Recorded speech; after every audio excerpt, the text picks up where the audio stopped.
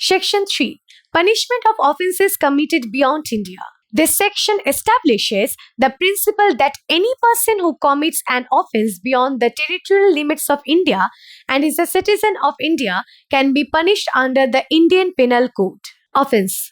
The offence referred in the Section 3 can be any offence defined and specified in the Indian Penal Code. It applies to Indian citizens who commit offences outside the territory of India. Let's consider an example of an Indian citizen who commits murder in a foreign country. If an Indian citizen goes to a foreign country and commits murder, they can be held accountable and punished under the Indian Penal Code upon their return to India.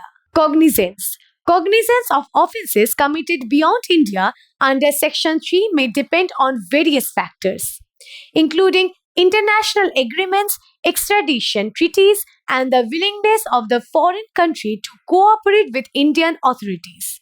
In general, such offences may require coordination and cooperation between the law enforcement agencies of different countries. Bailability. The bailability of an offence committed beyond India would depend on the specific offence as defined in the Indian Penal Code. Some offences may be bailable, allowing the accused person to seek bail, while others may be non-bailable, requiring the accused to approach the court for bail. The trial for offences committed beyond India would be conducted by the courts established under the Indian legal system. The specific court would depend on the nature and severity of the offence. The trial may involve gathering evidence, witnesses, and legal procedures necessary to establish the guilt or innocence of the accused. Punishment.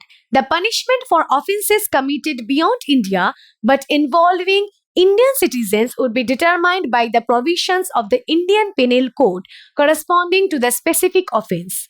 The IPC specifies different punishments for different offences, which may include imprisonment, fines, or both.